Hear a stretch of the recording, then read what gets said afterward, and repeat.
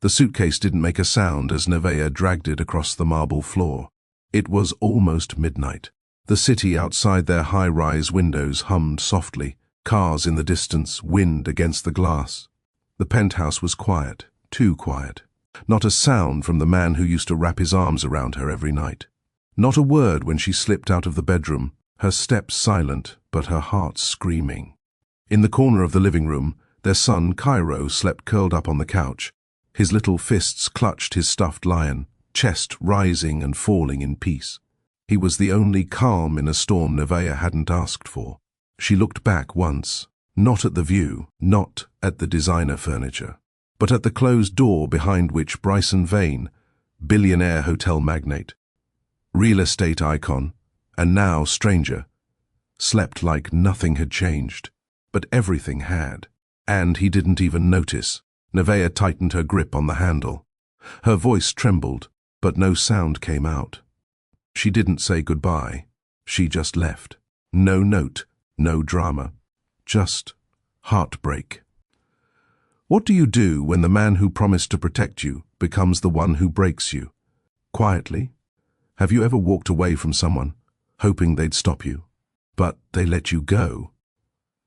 This isn't about revenge. This isn't about money. It's about truth, the kind that hides in plain sight, until a child's face brings it all back. What if everything you thought was over wasn't? 3 years earlier, Nevaeh stood barefoot in this same apartment. The night she told Bryson she was pregnant, she was glowing. She held the test in her hand, a nervous smile tugging at her lips. She had waited all day to share the news. Imagined him lifting her in his arms, telling her how much he loved her, how they'd raise a child who'd know real joy, real family. But when she stepped into his home office, Bryson didn't look up from his laptop. "I'm pregnant," she said, her voice soft, hopeful. He didn't blink. "Okay," he replied, typing something quickly, eyes still fixed on the screen. That was all. No joy, no surprise, no hand reaching out to touch her stomach. Just silence. Nevaeh stood frozen in that moment, blinking away tears that hadn't yet formed. She thought maybe he didn't hear her, so she repeated herself. "I'm having our baby." Still, nothing. Just a low sigh as he clicked into another document. It wasn't always like this. They had once been the couple people admired, not because of the wealth, but because of the balance. Nevaeh with her quiet warmth, Bryson with his silent strength. She gave light to rooms, he anchored them.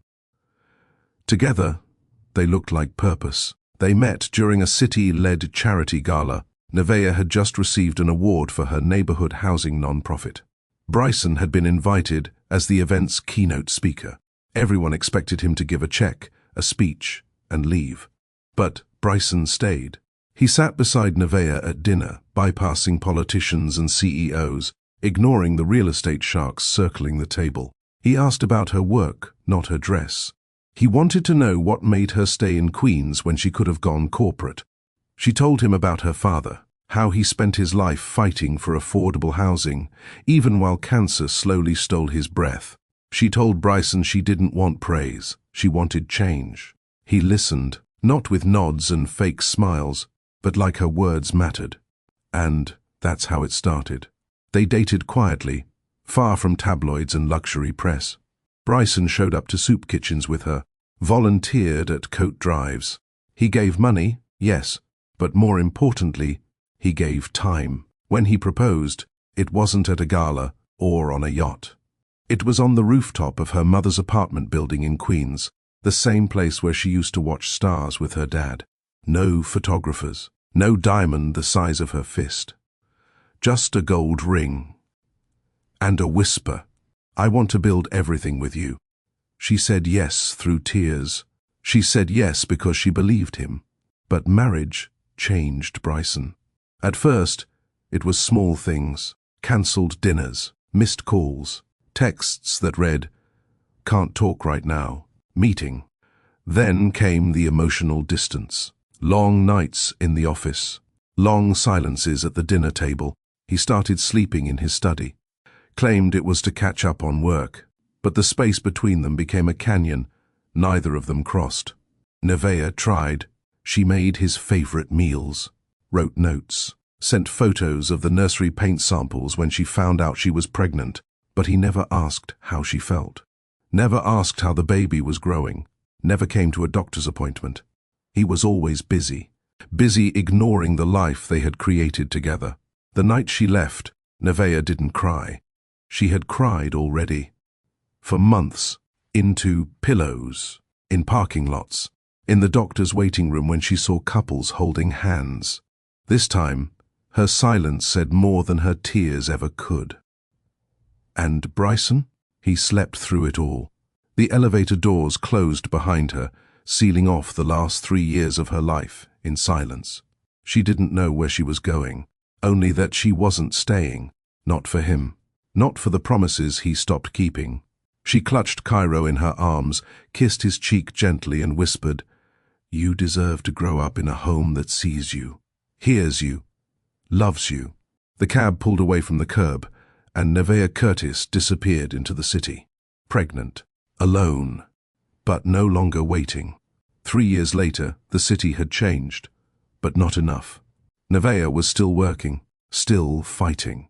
Her non-profit was smaller now, her resources limited. But Cairo had everything he needed, and she had peace. But peace was fragile, and everything began to shift again the moment a little boy looked up at a stranger and said, "Mama, that man has my eyes." The city council's grand ballroom buzzed with political tension and artificial charm. Nevaeh Curtis hated these kinds of events, but tonight she couldn't avoid it. Her name was on the program. She was receiving a public service award for her non-profit's work restoring abandoned homes across Queens. Her team had rebuilt 16 units in 2 years.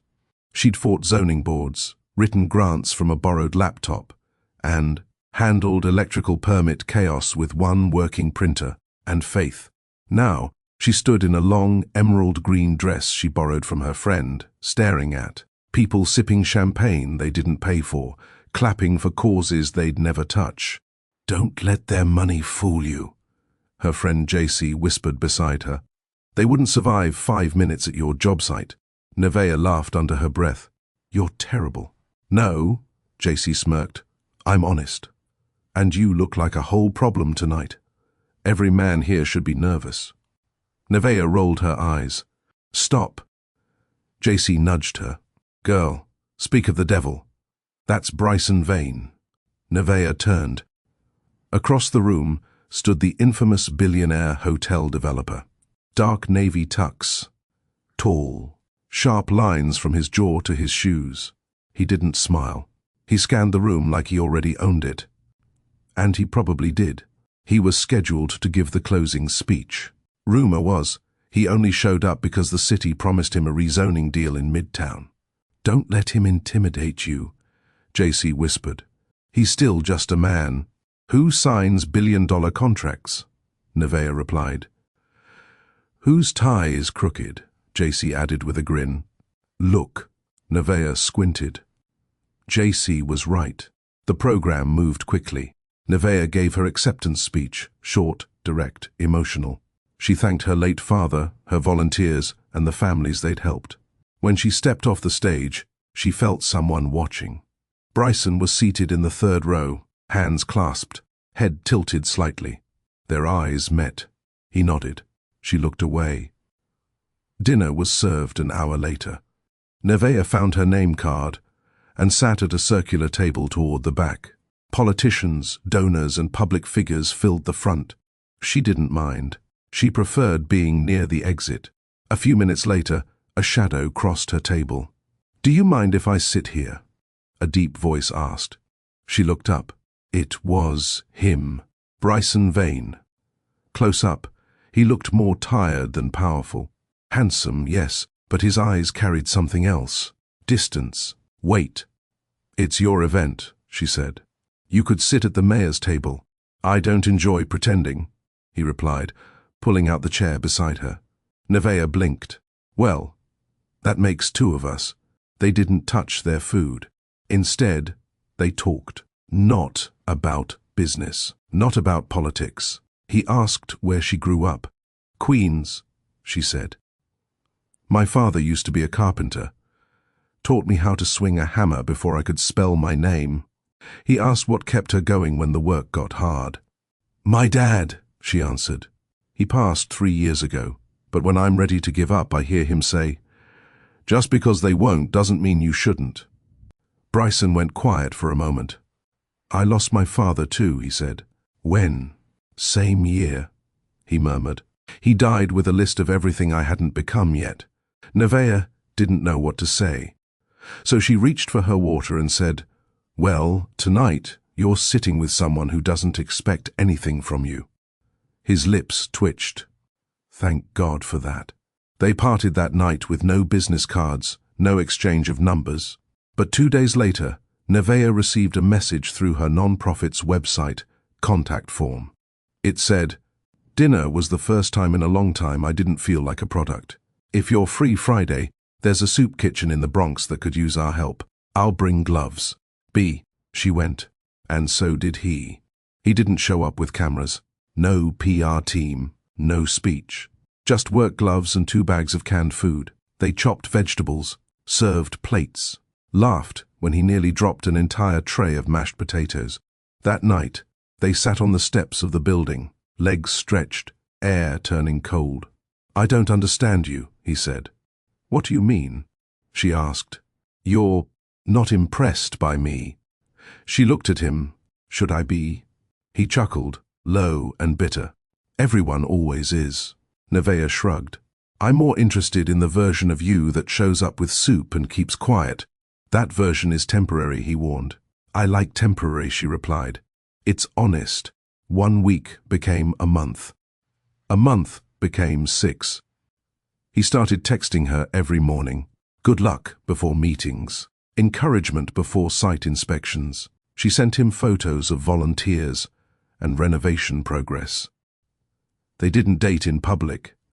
He didn't make announcements. She didn't care. When he kissed her for the first time, it was outside a community center. In Brooklyn, after a 3-hour meeting about funding approvals. "You look exhausted," she'd told him. "I feel human," he replied. Then he leaned in, and everything slowed down. 6 months later, he proposed. No fireworks. Just the rooftop of her childhood building, fairy lights strung by, her best friend, and her mother watching from the kitchen window. He gave her a gold ring, small, simple, and full of meaning. "I want to build everything with you," he said. And with no hesitation, she said, "Yes." The wedding was private, 30 people. A pastor from her father's old church. Bryson wore a plain black suit. Nevaeh wore a white lace dress passed down from her grandmother. They danced under string lights. They cried during their vows. They flew to Maui for their honeymoon, stayed off social media, and held each other like time owed them. When they returned, life began, and the cracks followed. The honeymoon glow didn't fade all at once. At first, it was little things, nothing you'd notice if you weren't paying attention. Bryson returned to his routine within a week. His phone buzzed through dinner. Emails came in past midnight. His driver resumed the early pickups. But Nevaeh understood. She knew what she married into. Billionaire schedules weren't built for lazy mornings and long walks. She made space. She brewed his coffee just the way he liked it, left his vitamins by the door, packed snacks into his briefcase like he was some tired executive dad, even though they didn't have kids yet. He'd kiss her on the cheek and say, "Thanks, babe." But his eyes were somewhere else. She told herself not to overthink it, that this was what transition looked like. They'd been married less than 2 months. Things would even out. Except they didn't. One night, she waited up for him with homemade pasta and candles. Nothing fancy, just 2 plates and soft music on the speakers. He came home after 11, loosened his tie, and barely noticed the setup. "I'm starving," he said, reaching for leftovers in the fridge. "There's food on the table," she said quietly. He glanced, blinked, and said, "Right. Sorry. I didn't expect you'd wait." She tried to smile. "I was hoping you'd be home earlier." "Board meeting ran over," he muttered, heating something in the microwave. It's the same every quarter. He didn't sit with her. He ate at the kitchen counter, scrolled through his phone, and disappeared into his study before she finished her plate. The candle burned out on its own. After that, she stopped making dinner plans. She filled her evenings with grant writing and property research. She started a garden on the balcony. Small herbs, cherry tomatoes, a few sunflowers, anything that reminded her of roots. She still left notes in his coat pockets sometimes. Simple things. Stay warm. You're doing great. Let's breathe tonight. She didn't know if he ever read them. Bryson wasn't cruel. He didn't yell. He didn't belittle her. He paid for everything, provided what she needed. But he wasn't present, not in the way that mattered. His body moved through rooms, but his mind was always one click away. She asked once if he was okay. They were brushing their teeth, side by side. He hadn't said a word all evening. "Are you happy?" she asked gently. He wiped his mouth. "What kind of question is that?" "A real one," she said. He paused, lowered the towel, and looked at her for a long time. Then he leaned forward, kissed her forehead and said, "Let's not do this tonight." It became a pattern. Deflection. Distance. Disappearance. He started sleeping in the study. Claimed the mattress helped his back. Said he had late calls with the Tokyo team. But Nevaeh saw the silence for what it was. She wasn't in his orbit anymore. She was just next to it. She still volunteered on Saturdays. Still taught budgeting classes to single mothers in her old neighborhood. People would ask about her new life. "What's it like being married to a billionaire? Do you still have time for charity? Are you guys going to have a baby soon?" She smiled, nodded, kept it light. But inside, she didn't feel married. She felt like a well-dressed roommate with a ring on her finger and a question she couldn't answer. Then came the moment that broke her. It was a Tuesday morning. She stood by the window, holding the test in her hand. Positive. Her fingers shook, her knees weakened, her heart filled with a strange mix of joy, fear, and hope. She waited for him to wake up, waited until she heard movement in the study. He stepped out, shirt half-buttoned, tie slung around his neck, phone pressed to his ear. She held the test behind her back until he ended the call. "Bryson?" He looked up. "Yeah?" She stepped closer, lifted the stick between them. "I'm pregnant." There it was. The truth, the heartbeat, the hope. He blinked once. "Okay, just that. Okay," like she had told him they were out of toothpaste. He didn't smile, didn't touch her belly, didn't ask when the appointment was. He walked past her, grabbed his watch off the counter and said, "I'll be back late. Don't wait up." She stood in the kitchen for nearly 10 minutes, unmoving. She hadn't cried in months. But that day, she dropped to the floor and let the tears fall without restraint.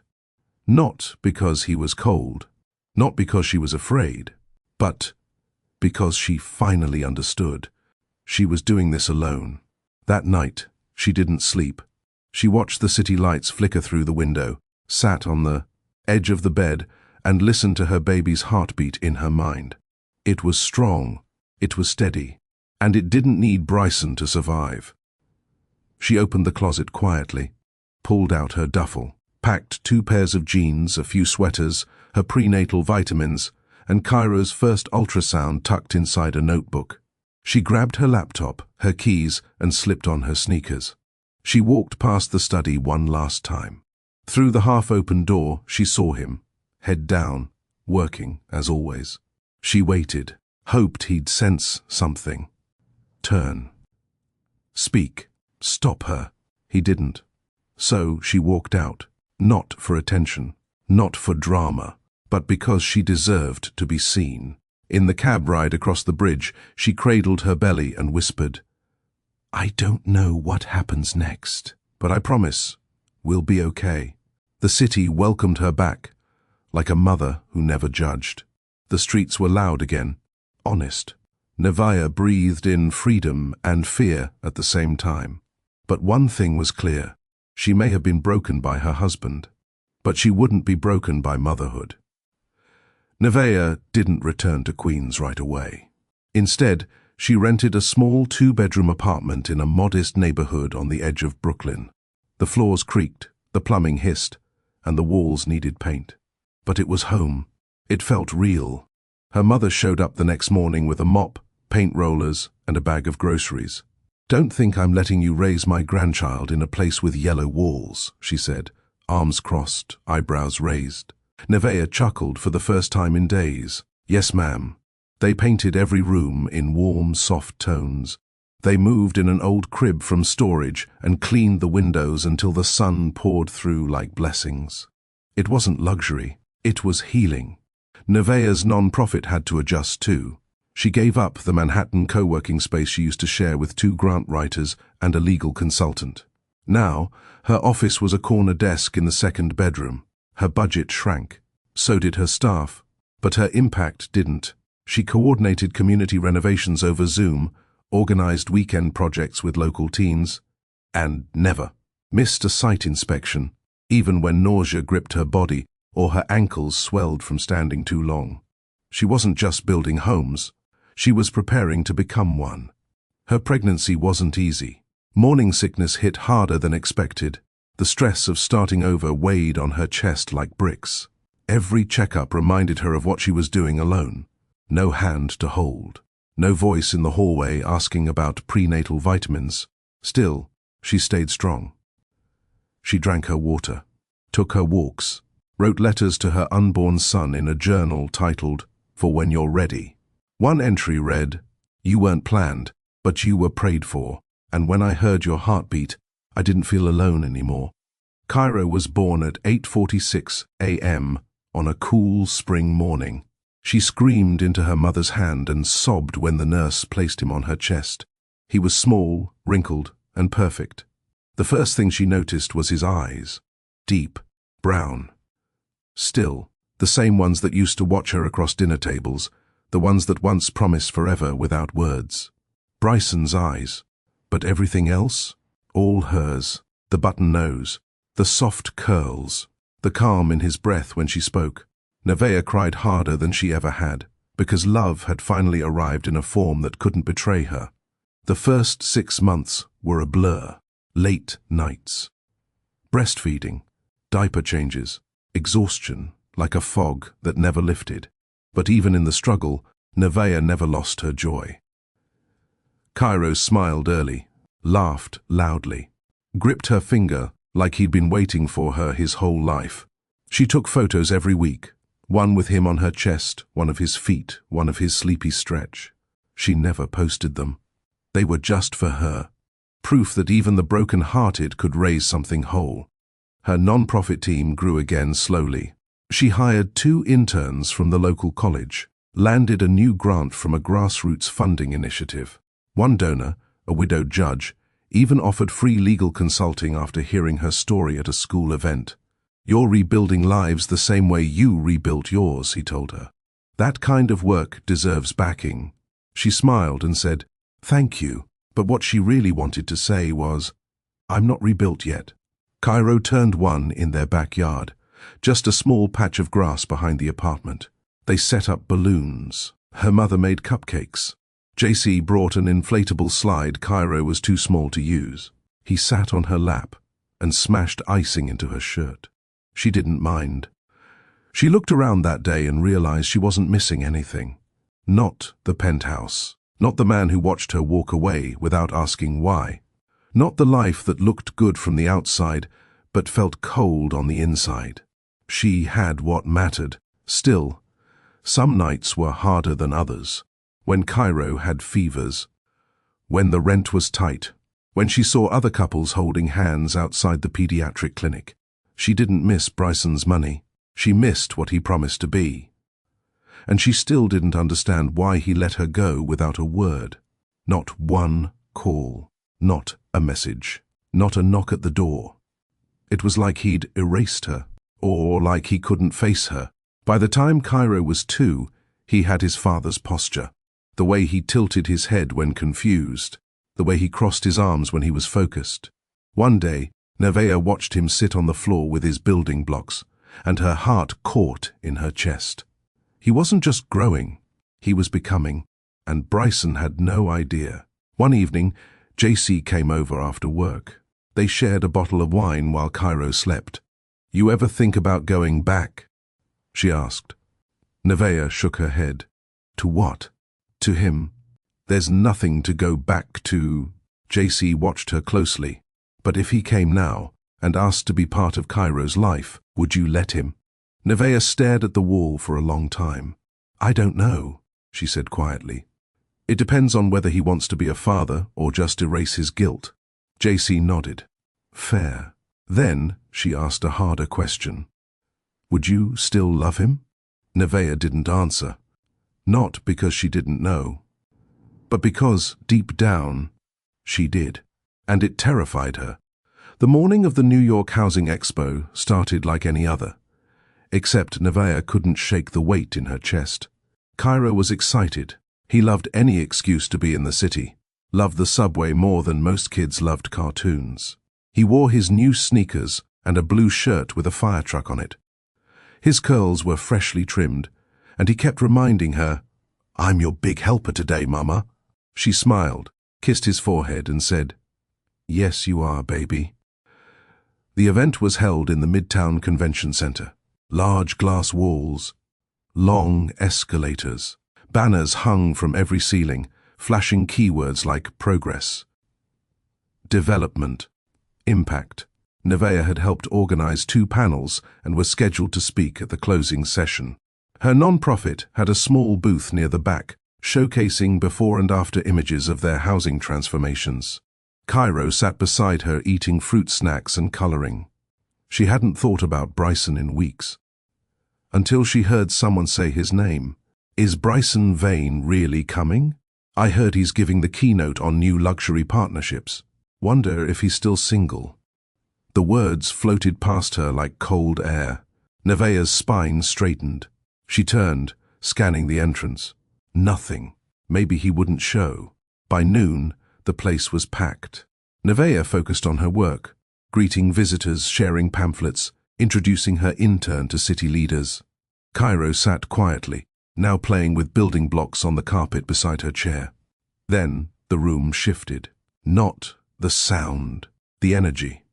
People turned. Conversations quieted. Phones were lifted. She didn't need to look to know. He was here. Bryson Vane walked through the wide doors like he still owned every inch of the city. Grey suit, crisp shirt, no tie, no entourage, just him. Still tall, still composed, still unreadable. Nevaeh's breath caught for a second. She quickly looked down at Cairo, who was now lining up 2 blocks to form a tiny H. Then she heard him speak. Not to her. To a group of officials by the media table. Professional. Polished, polite, like he wasn't standing 40 feet from the woman he once promised forever to. 10 minutes passed. Then 20. And then, "Mama?" Cairo tugged at her hand, eyes wide. "Yes, baby." He pointed across the room. "That man looks like me." Nevaeh froze. Her eyes followed his finger. Bryson had turned in her direction. He wasn't smiling. He wasn't moving. He was staring, eyes locked on Cairo like the wind had been knocked out of him. Time didn't just stop. It collapsed. He took 1 step forward, then another. People noticed his hesitation. But he didn't care. Cairo stood, curious, tilting his head, just like Bryson always had. Nevaeh grabbed her bag. "Come on, sweetheart," she said quickly, voice steady but sharp. She didn't give Bryson time to speak. She didn't need him to. She took Cairo's hand and walked past the booth, past the cameras, past the questions. And Bryson? He let her. That night, after Cairo was asleep, she sat on the couch staring at the ceiling. Her phone buzzed. Unknown number. She hesitated, heart tight, then answered. 3 seconds of silence. Then his voice. "Is he mine?" She closed her eyes. Yes. He didn't speak again for a long time. She didn't rush him. Finally he asked, "Why didn't you tell me?" Her reply was soft, but every word landed like a truth he couldn't dodge. You let me walk away. You never asked why. Not once. Silence. Then, can I see him? Her breath caught. Why now? Because today, I saw my own face. And I wasn't ready for what it made me feel. Nevaeh didn't answer, but she didn't hang up either. 2 days later, he came. No suit, no driver, just a hoodie, jeans, and a bag of colorful toy blocks. He stood at the base of the brownstone steps, unsure. Nevaeh opened the door before he knocked. Cairo peeked from behind her. His voice was small. Hi. Bryson knelt. Hi. I brought blocks. Cairo stepped forward cautiously. Do you like dinosaurs too? Bryson smiled for the first time in what felt like years.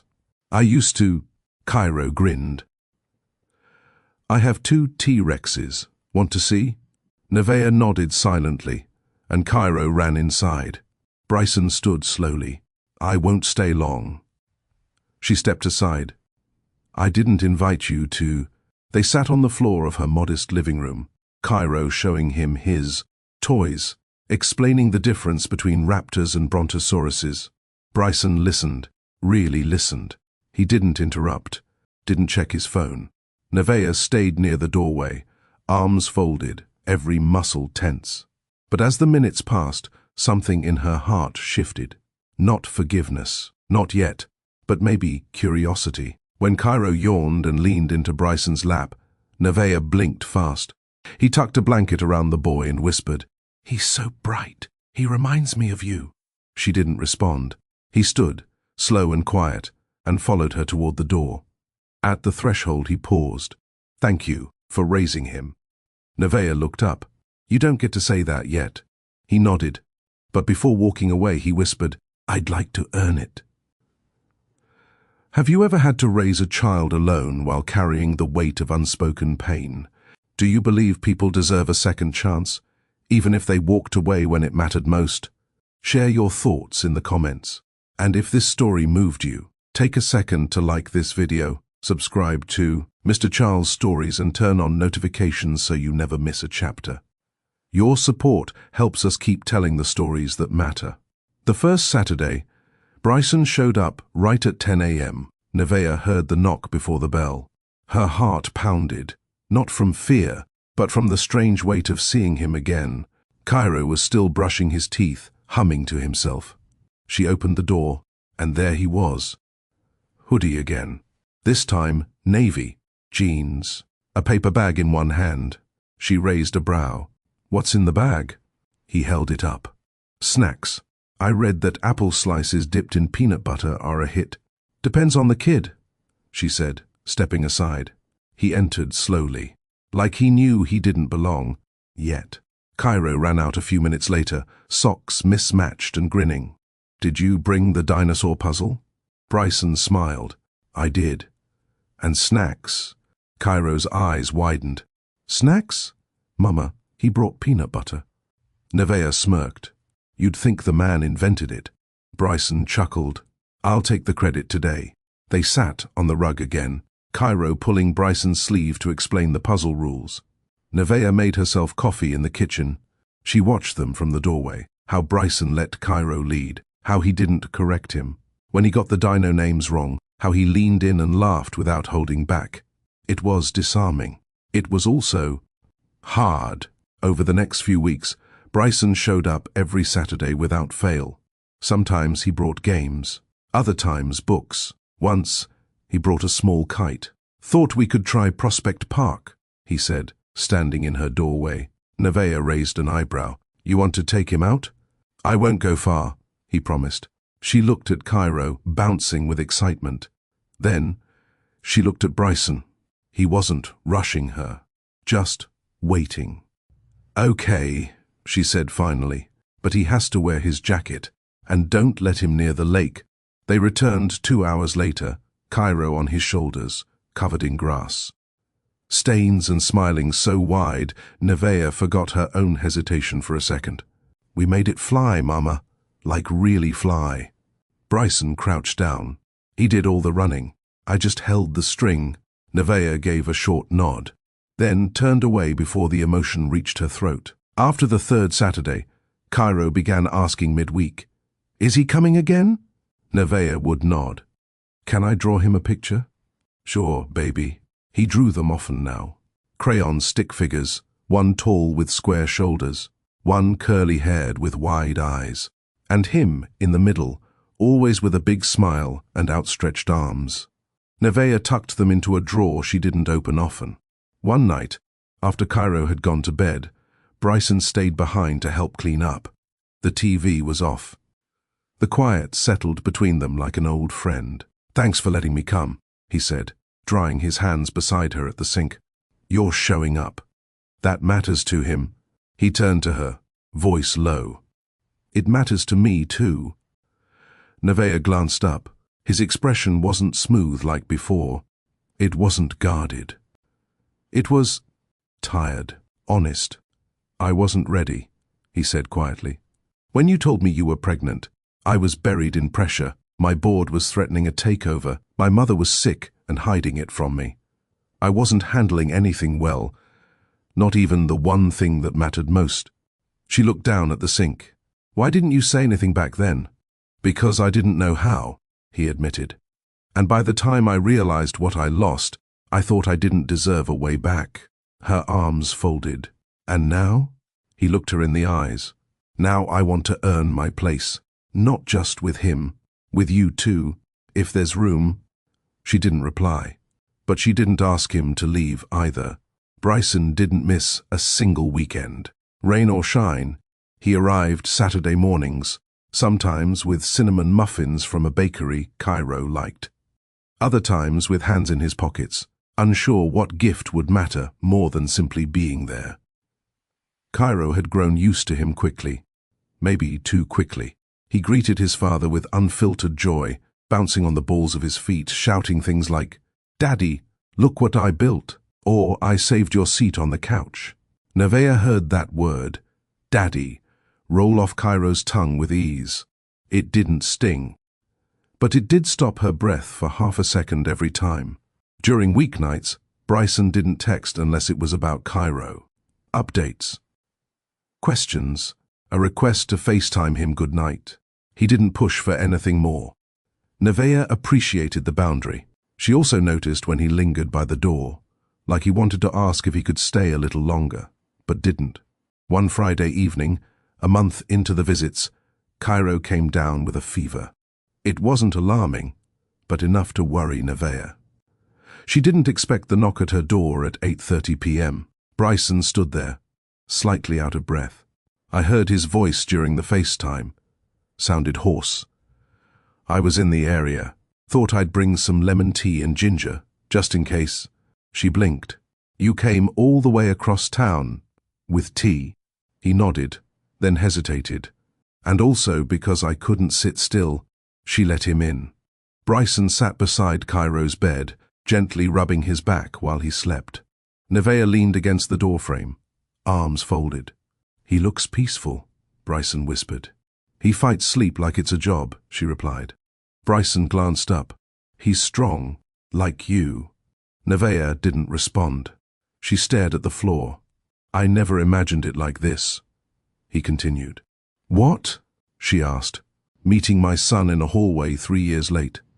Watching his mother carry everything I dropped, knowing you had every reason to keep him from me. Her jaw tightened. "You gave me no reason to reach out." "I know." Silence. "Do you ever wonder what would have happened if I had stayed?" Nevaeh turned to him, her voice steady. "I wonder what would have happened if you had looked up." He left shortly after midnight, not before checking Cairo's forehead again and saying, "I'll call tomorrow, just to check." Nevaeh closed the door slowly, then stood there for a long time, forehead resting against the wood. She didn't cry, but she didn't sleep either. By the 6th weekend, Cairo asked a new question. "Mama, do you like Daddy?" Nevaeh raised an eyebrow. "What do you mean?" "Like, do you smile when he's not looking?" She laughed softly. "Why would you ask that?" "I saw you smiling when he helped me with my reading book." She didn't answer. But that night, she sat at her desk and stared at a photo Cairo had drawn. A new one. This time, the figures were holding hands. Bryson started showing up on Wednesdays, just for 15 minutes, to drop off books, to bring Cairo's favorite fruit, to see him before bedtime. Nevaeh didn't protest. One night, as she poured juice into a cup, he walked over and gently touched her elbow. "You look tired," he said. "I haven't had a full night's sleep since 2020, she replied. He smiled. "Anything I can do?" She looked up. He wasn't asking as a guest, or out of guilt. He was just asking. Her answer was soft. "You're already doing it."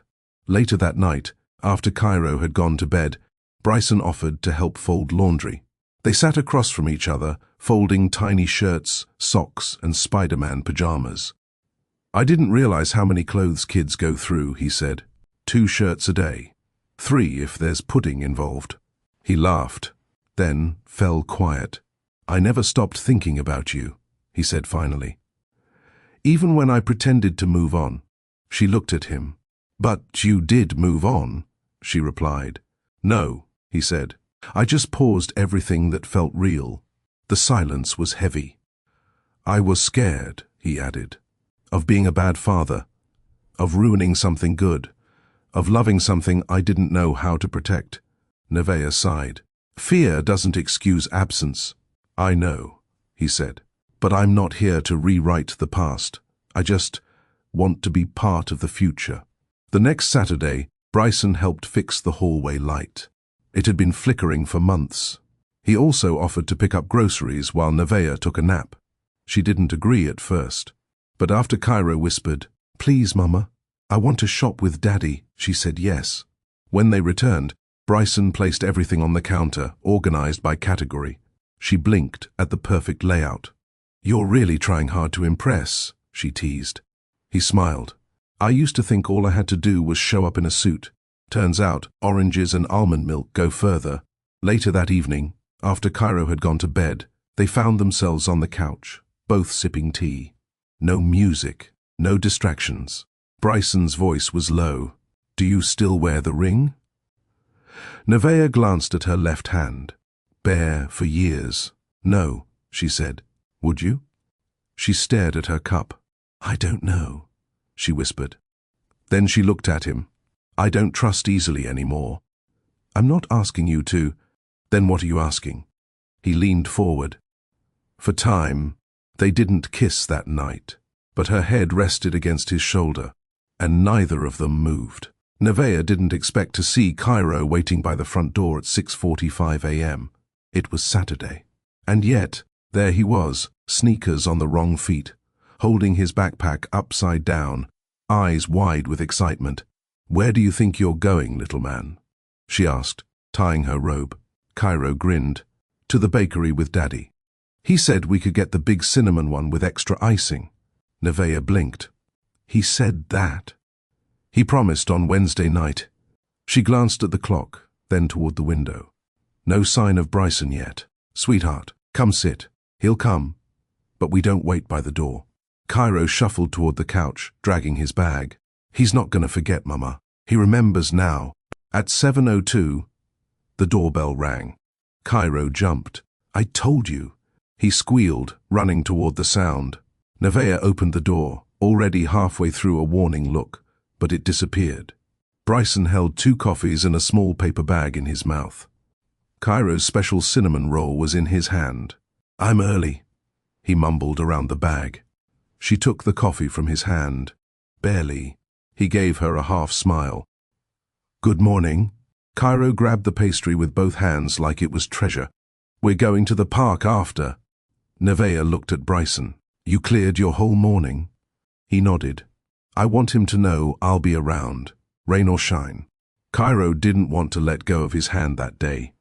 They walked 3 blocks to the park. Bryson pushed him on the swing, then helped him dig in the sandbox. Nevaeh watched from a bench, sipping the second cup of coffee he'd brought her. Hazelnut, no sugar, just how she liked it. She didn't ask how he remembered. She didn't want to make it heavier than it was, but she noticed. That evening, after Cairo had gone to bed and the toys were cleared, Nevaeh found Bryson. Still in the living room, flipping through a parenting book Cairo's school had sent home. "You're not the guy who reads the instructions," she said, folding a blanket. He glanced up. "I wasn't. I'm trying to be—" She sat down across from him. "He likes having you around. I like being around." She studied his face, his slower blink, his less rigid posture. He looked more like a man and less like a fortress. "His parent-teacher conference is on Wednesday," she said. "Can you make it?" Bryson nodded. "Send the time. I'll move things." She raised a brow. "Just like that?" "I don't reschedule for just anyone," he said, sipping his water. Nevaeh didn't smile, but her silence didn't say no either. Wednesday came fast. Bryson arrived early, in a charcoal blazer and navy shirt. No tie. Cairo's teacher, Mrs. Felix, led them into a small classroom, filled with finger paintings and soft music. "Cairo is bright, quiet at first, but once he's comfortable, he's curious and expressive," she said. "He talks about both of you a lot." Bryson leaned forward. "What does he say?" Mrs. Felix smiled. "That you help him build things. That you listen. That Mama's the boss." Nevaeh laughed under her breath. Bryson grinned. "She always has been." Mrs. Felix paused, then added, "He did have one hard day last week. Said he missed you and wasn't sure if he could say it out loud." Nevaeh's heart dropped. Bryson swallowed. "What did you say to him?" "I told him it's okay to miss people, even when you're learning to trust them again." After the meeting, they walked quietly to the car. Nevaeh could feel his mind racing. "He said he missed me?" She nodded. "He did. I wish I knew how to fix that." "You don't," she said softly. "You just keep showing up." That weekend, Bryson asked to cook. "I want to try something Cairo will love." Nevaeh raised a brow. "Do you even know how to turn on the oven?" "Don't insult me," he smirked. "I know where the switch is." He wore her black Love Feeds Generations apron like it was armor. They made mini pizzas. Cairo rolled the dough while Bryson grated cheese. Flour was everywhere. Sauce covered the counter, but the laughter? It was the loudest thing in the room. That night, Cairo fell asleep on the couch between them. Bryson carried him gently to bed, tucking him in, brushing the curls from his forehead. When he came back into the living room, Nevaeh was standing by the window, arms crossed, staring out into the night. He approached slowly. "You okay?" She nodded. "Just remembering. Good or bad?" "Both." Bryson waited. Then she said, "I forgot what it felt like to laugh in my own kitchen, to not be exhausted by 6 p.m. He stepped beside her. "I don't want you to forget anymore." She turned to him, lips parted like she might say something. But nothing came. He stepped closer. She didn't move away. His hand brushed hers, slow, testing the air between them. And for the first time since everything fell apart, she let it stay there. The next morning, Nevaeh found Cairo sitting on the floor with his art supplies spread out like a tiny workshop. "What are you working on, baby?" He grinned without looking up. "A surprise." She smiled. "For me?" He shook his head. "For both of you." She didn't ask more. Later that afternoon, Bryson arrived with a small cardboard box tucked under his arm. Cairo raced to the door. "What's that?" he asked, wide-eyed. "A science kit," Bryson said. "With magnets. We can build things that float." Nevaeh raised an eyebrow. "You know he's 4, right?" Bryson chuckled. "They labeled it 5 and up. He's advanced." Cairo shouted, "I am advanced!" Nevaeh couldn't help but laugh. For the next hour, the two of them sat at the coffee table, attempting to balance small plastic rods using magnetic ends. Cairo got frustrated halfway through. "It won't float like the picture." Bryson leaned in. "It's okay. Try again." "I did." Nevaeh started to step in, but Bryson held up a hand gently. "Let him feel it," he whispered. He turned back to Cairo. "I used to throw things when I got mad. My mom said I couldn't build if I kept breaking." Cairo looked at him, eyes big. "Did you stop throwing?" "Sometimes," Bryson admitted. "But I got better at trying again." Cairo blinked, then picked up the rod. The magnets clicked together. The base wobbled, but floated. Cairo grinned. Nevaeh stood silently at the hallway corner, heart full and guarded at the same time. After dinner, Cairo unveiled his surprise. A crayon drawing. Stick figures, again. But this one was different. There were two houses side by side. One had Mom written above it. The other had Dad. Between them was a red heart. "I made it so we could all fit," he said proudly. Bryson's lips parted. He reached out, touched the paper like it might vanish. Nevaeh's breath hitched, not because of the art, but because for the first time, Cairo had acknowledged what neither of them had dared say aloud, that they weren't a whole family. Yet, that night, after Cairo went to bed, Bryson stayed longer than usual. They sat on the couch, not touching, not crowded, just present. "Did you know he used to call me the man with the blocks?" Bryson asked. Nevaeh turned to him. "He said it to JC one day.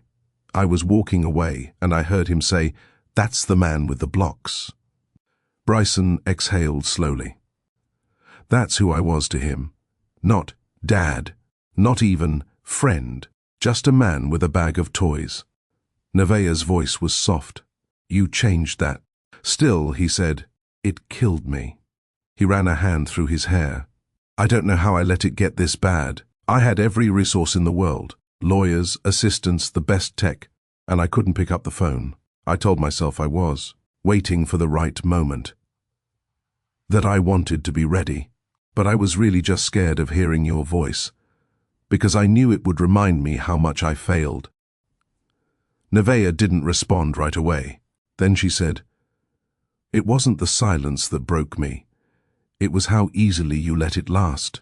He looked at her. "I can't change what I didn't do, but I'll keep showing up, until I'm not just the man with the blocks anymore." They sat in quiet for a long time. Then Bryson stood. "I should go." Nevaeh walked him to the door. He hesitated. "I don't want to overstep, but would it be okay if we all did something next weekend? Like a trip? Just the three of us?" Her instinct was to say no, to protect the bubble of control she'd built. But then she thought about Cairo's drawing. The red heart between two homes. Where? "There's an aquarium in Jersey. He'd love it. Touch tanks, penguins. It's calm, easy." She paused, then nodded. "Okay. But we drive separately." "Fair." The door closed behind him. Nevaeh leaned against it, exhaling deeply. She was opening a door within herself, not wide, but wide enough to let something in. The week moved quickly. Cairo talked non-stop about sea turtles and glow-in-the-dark jellyfish. Bryson sent over the tickets, a short itinerary, and a link to the weather forecast. It wasn't flashy. It was thoughtful. On Saturday morning, Nevaeh dressed Cairo in jeans, a soft hoodie, and his tiny dinosaur backpack. She wore simple clothes, neutral tones. Her guard, however, was still dressed in steel. They met Bryson in the parking lot. He had snacks, hand sanitizer, a printed map. Cairo grabbed both their hands before they even reached the entrance, and just like that, they walked in, together. The touch tank was Cairo's favorite. He hovered over the ledge, elbows propped, eyes wide as he reached for a passing horseshoe crab. The guide in a green polo shirt leaned in and said gently, "2 fingers only, bud. Just a soft touch." Cairo nodded seriously, mimicking the movement like a scientist in training. Nevaeh stood nearby, watching her son with pride, and something heavier beneath it. Bryson stood beside Cairo, sleeves rolled up, mimicking the same 2-finger tap. "Look at that starfish. He's just chilling." Cairo giggled. "He's like me after pancakes." Bryson smiled. "Exactly." Nevaeh couldn't help it. She smiled too. They moved through the exhibits slowly. Bryson kept a steady hand on Cairo's shoulder, and Nevaeh stayed close but quiet, taking it all in, the way Bryson knelt down to read every sign with him, answered every question with patience, and never once glanced at his phone. He was present, not performative. It was new, and it was affecting her more than she wanted to admit. At the jellyfish dome, Cairo pressed his face against the glass. "Why do they glow, Mama?" "Something called bioluminescence," Nevaeh explained. Bryson leaned in. "It helps them survive. The glow confuses predators, so they swim away instead of attacking." Cairo blinked. "Like a shield?" "Exactly," Bryson said. Nevaeh's eyes lingered on Bryson for a moment longer. She used to be his shield. Back when the world demanded things of him he wasn't ready to face. When he was younger, colder, building a name but losing himself in the process. He used to hide behind her faith. Then he let her go without looking back. They sat in the cafe afterward, plastic trays, juice boxes, and grilled cheese sandwiches between them. Cairo munched noisily, legs swinging. Bryson took a sip of water, then glanced across the table. "Thank you for letting us do this together." Nevaeh shrugged lightly. He had fun.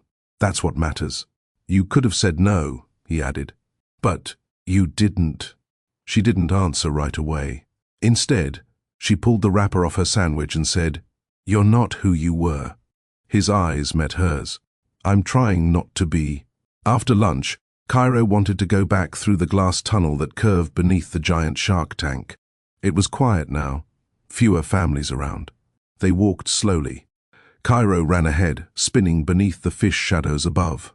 His laughter echoed softly in the tunnel. Bryson and Nevaeh walked side by side. Then he said it. "I was scared of being like my father." She looked up, surprised.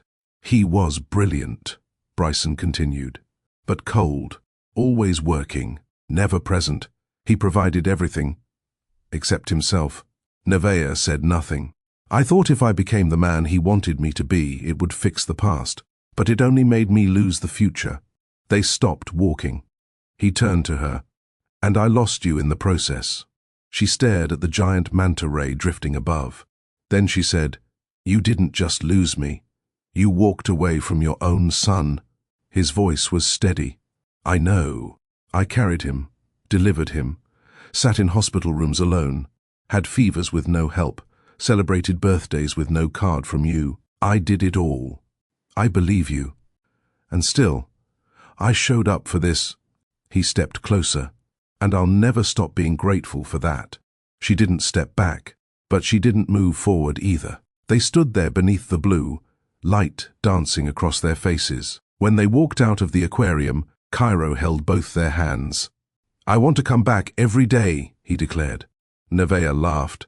"I don't think Mama's wallet agrees." Bryson grinned. "Maybe we get a membership." Cairo's eyes lit up. "Yes." Nevaeh turned to Bryson. "You'd commit to that?" He met her gaze. "I'd commit to more than that." Cairo was asleep before they left the parking lot. Bryson adjusted the booster seat gently, checking the straps twice. His son's mouth hung slightly open, one arm curled under his chin like a pillow. The kind of peace only children and the deeply loved carry in their sleep. Nevaeh slid into the front passenger seat of Bryson's car. She hesitated before pulling the door shut. Bryson glanced at her. "You sure you're okay riding with me?" She looked over her shoulder at Cairo, then nodded. "For today." He didn't smile.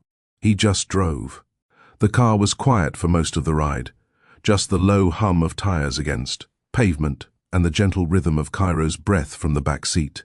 Bryson glanced at her at a red light. "You used to always hum on long drives." She turned slightly. "You remembered that? You said it helped you think." She nodded slowly, eyes out the window. "It still does." Silence again.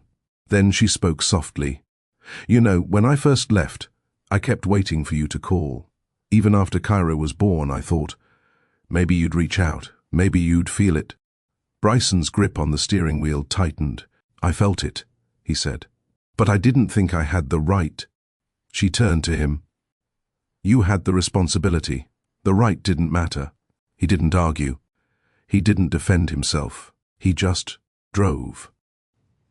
They reached her apartment building just after 4 p.m. Bryson pulled into the small parking space across the street. "I can carry him in," he offered, already reaching for the door handle. Nevaeh opened hers. "No, it's okay. He'll wake up soon anyway." But when she opened the back door, Cairo stirred, blinked, and mumbled, "Daddy, carry me?" Bryson froze, then looked at Nevaeh. She nodded once. Bryson scooped Cairo gently into his arms. The boy clung to him without fully waking, his head resting on Bryson's shoulder, tiny fingers curling into his father's hoodie.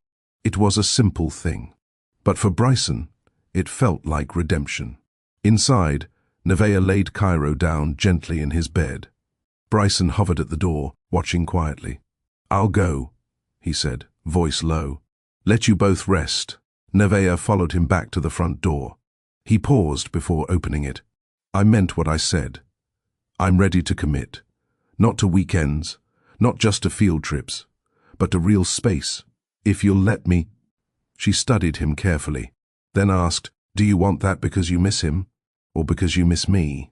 He held her gaze. "Both, but I won't rush you. I just want a place in your life that's built, not borrowed." She didn't answer with words. She stepped aside. He took a breath, then walked out. And Nevaeh stood there, hand resting on the edge of the open door, feeling something she hadn't felt in years. Hope. Not blind, not desperate, but earned. That night, she sat on the couch with her journal open. The same one she started during pregnancy.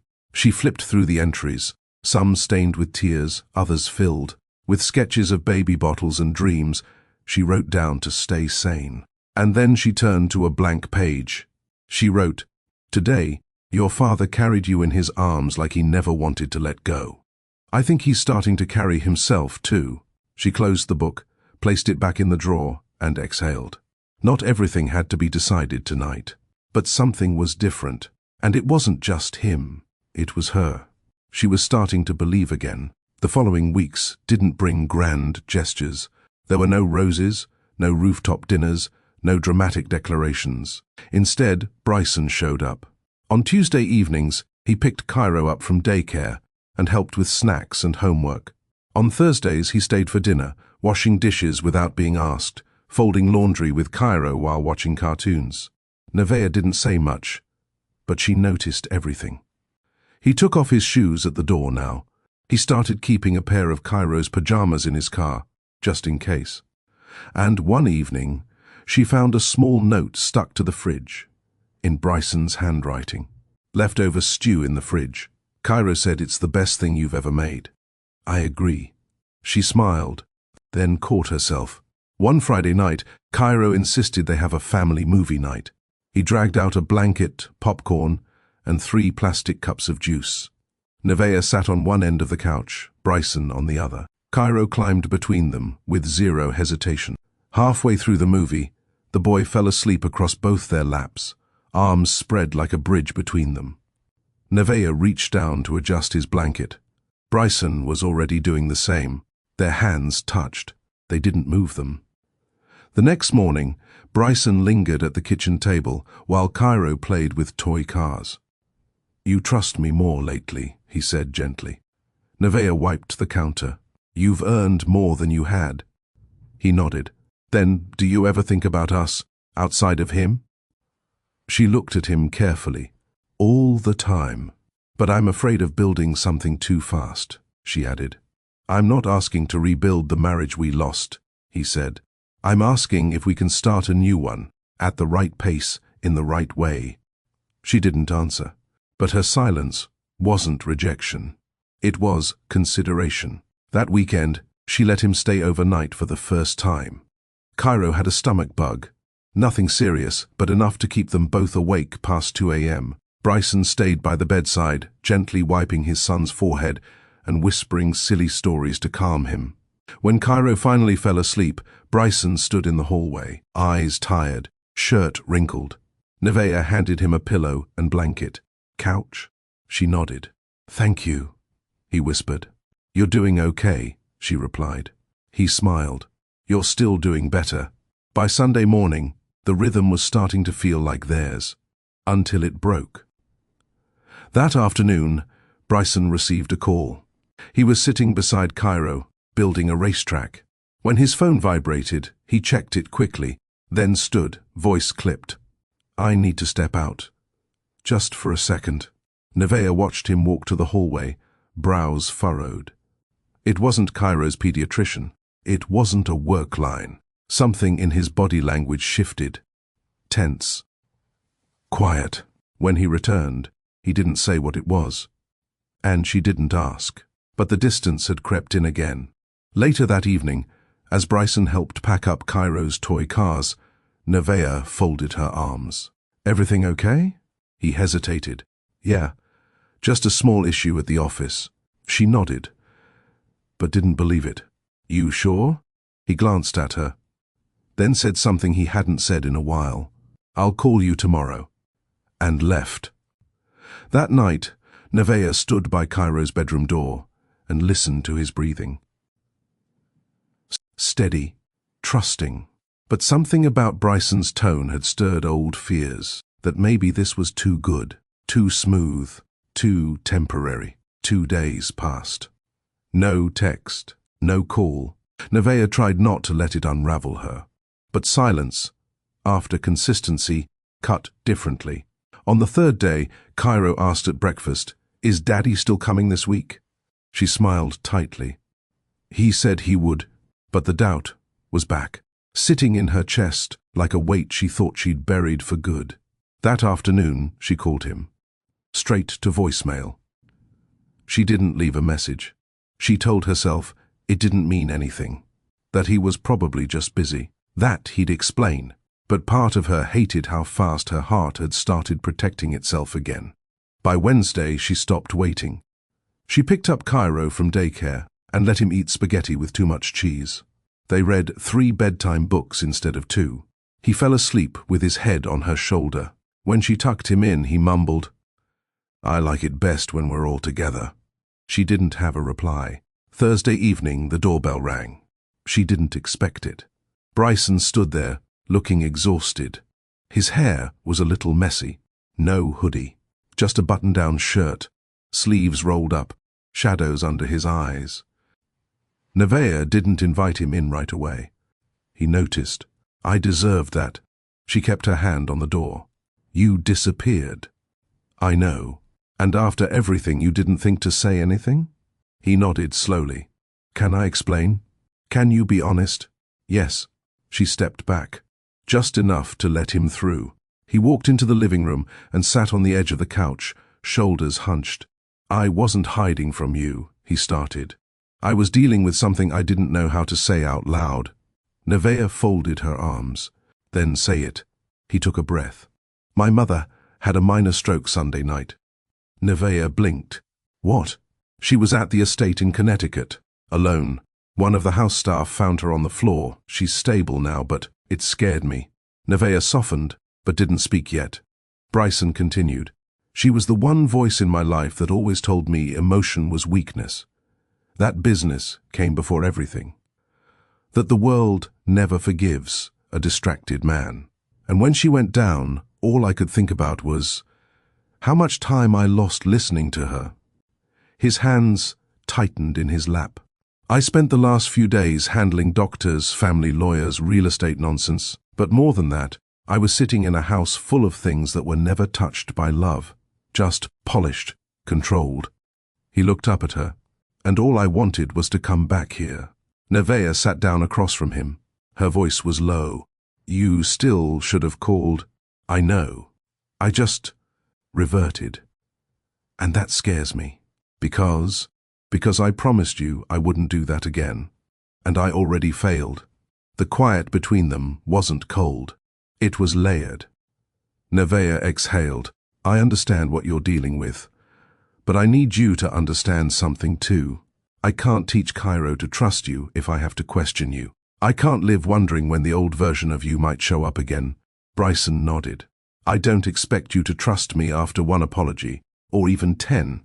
I just hope you'll give me the chance to prove the change isn't just moments, it's a pattern." Nevaeh looked at him for a long time, then said, "You're not going to fix everything with words, Bryson.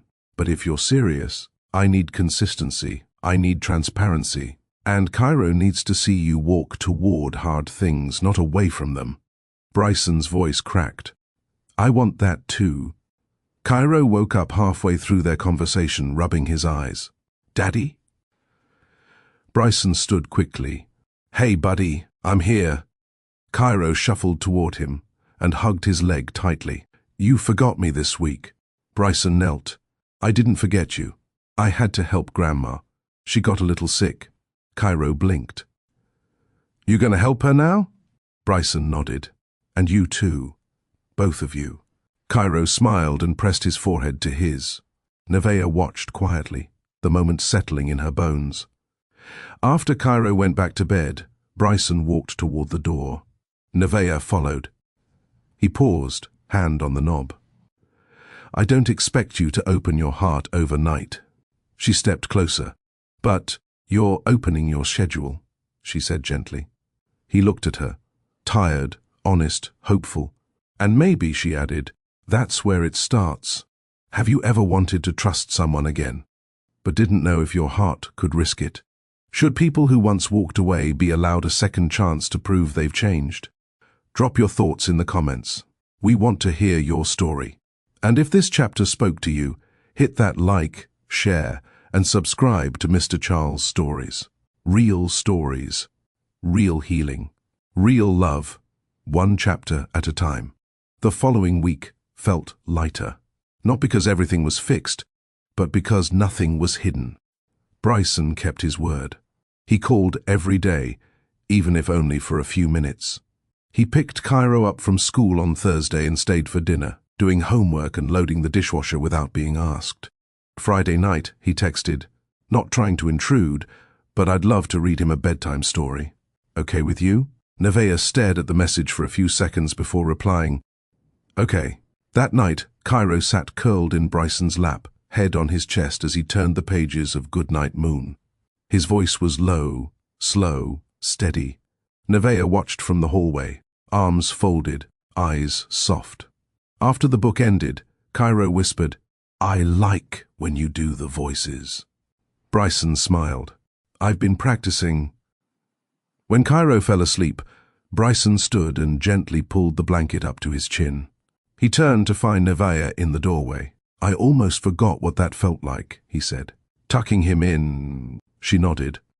It's different when you're part of the rhythm. They walked back to the living room in silence. Nevaeh poured 2 glasses of water and handed him one. He took it and sat across from her. After a long pause, he said, I want to ask you something. She met his eyes. Go ahead. Would you come with me? Her brow lifted slightly. Where? To the next fundraiser, for the housing initiative. It's casual, small, just a dinner with some investors. You'd know most of them. She paused. I haven't been to one of those in years. I know. People talk. Let them, he said. You earned your seat at that table, and you never needed my name to hold your own. She studied him. And you want me there. Why? He leaned forward slightly. Because when they see you, I want them to know the real reason the work matters. The silence between them shifted. No longer tense. Just honest. I'll think about it, she said. That's all I ask. The next day, Bryson returned with Cairo's favorite puzzles and a homemade lunch. Nevaeh eyed the food. You cooked? Watched a video twice and said a prayer, he replied. She laughed, genuinely. Cairo approved. It tastes like your jokes, Daddy. Delicious, messy. That afternoon, while Cairo napped, Bryson and Nevaeh sat on the back steps sipping tea. Spring air, birdsong, nothing dramatic. Then he reached into his coat pocket and pulled out a small envelope. She frowned. What's that? Don't open it now, he said. Read it when you're ready. Nevaeh hesitated, then took it. No pressure. Just something I needed to say the right way. He didn't stay long after. When he left, Cairo was still sleeping, and the house was quiet. Nevaeh sat on the couch, staring at the envelope in her hand. Her fingers hovered over the seal, but she didn't open it yet. Some truths needed stillness first. Nevaeh waited until the house was completely still. Cairo had gone to bed without fuss. The dishes were done. The lights were low. She sat at the dining table, the letter resting in front of her like something fragile, not heavy. Just waiting. She traced her finger along the edge of the envelope. It wasn't thick, just one page, maybe two. No name on the front. But it was from him. She opened it, slowly. Nevaeh, I've written and erased this more times than I'll admit. Because what do you say to someone who gave you everything and watched you waste it? I used to think I had time to figure it out, to circle back, to get it right. But watching you with Cairo, watching how he trusts you, how he shines because of you, it made me realize something. You didn't just raise our son. You saved the man I couldn't be. Every little moment I missed, the first laugh, the nights he cried, the mornings you carried the world alone. You did that without me, and I will never stop carrying that truth. I'm not asking for a clean slate. I'm asking to stand next to the woman who built without applause. I'm asking to be the man who finally shows up, not as a guest, but as someone who never leaves. No pressure, no rush. Just me, here, every day. If you'll let me. Bryson. Nevaeh read it once, then twice. By the third time, her hands trembled. Not because it was perfect, but because it wasn't. It was real, uneven, honest. The kind of letter you write when you've been silent too long and still hope the door hasn't shut all the way. She didn't cry. She didn't need to. Instead, she folded it neatly, placed it back in the envelope, and left it on the counter. She turned off the lights and went to bed. The next morning, she woke up early. Cairo was still snoring, arms flung over his head like a starfish. She kissed his cheek, then walked into the kitchen. The letter was still there. She picked up her phone and typed a message. You can pick him up after school today. Dinner's at 6, and you can stay for the night, on the couch. Bryson's reply came 2 minutes later. I'll be there before the bell rings. That evening, the doorbell rang at 5:15. Nevaeh opened the door to find Cairo in Bryson's arms, mid-story. And then Miss Lena said my volcano was the best one, and I got 2 gold stars. Bryson smiled. He's very proud. Cairo beamed. Mama, I told Daddy we should eat the rice thing with the sauce. Nevaeh raised a brow. You mean the dish you refused to eat last week? Cairo shrugged. I'm giving it another chance. Bryson chuckled. He gets that from you. Dinner was loud, messy, good. Cairo talked non-stop. Bryson listened. Nevaeh watched them both, heart tight and warm at the same time. Afterward, Cairo fell asleep on the couch again. Bryson lifted him gently, carrying him to bed like it was the most natural thing in the world. Nevaeh followed, stood at the doorway as he tucked the blanket around his son. I missed a lot, Bryson whispered. You're here now, she said. And I don't want to leave. She didn't answer. But when they walked back into the living room, she pointed at the folded blanket on the couch.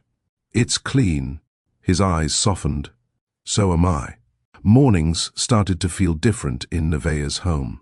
She'd wake to the sound of laughter instead of silence. Bryson had a way of making Cairo giggle like no one else could. Their morning routine had turned into a competition of who could make the best silly face over cereal. Nevaeh stood in the hallway that Monday, unseen, watching them. Cairo sat at the counter, legs swinging. Bryson stood across from him, eyes crossed and lips twisted in a dramatic grimace. Cairo burst into laughter so loud, Nevaeh had to bite her lip to keep from joining in. Bryson looked over Cairo's shoulder. Their eyes met. She didn't flinch this time. There was something about having him there that made everything easier. Not perfect, not simple, but lighter. Trash got taken out without her asking. Dishes were done before she even noticed the sink. He picked Cairo up from school, helped with math homework, cleaned up, juice spills, even read the bedtime story when her voice gave out.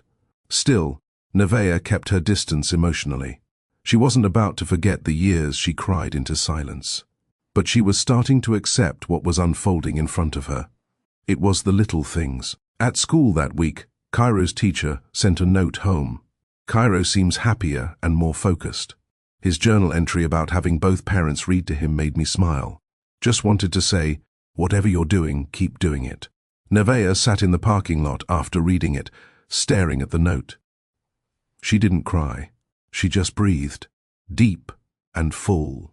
Later that evening, while folding laundry, she heard Cairo shout from the living room, "Mama, Daddy said he used to be scared of roller coasters." Bryson groaned. "Cairo," Nevaeh smiled. "Is that true?"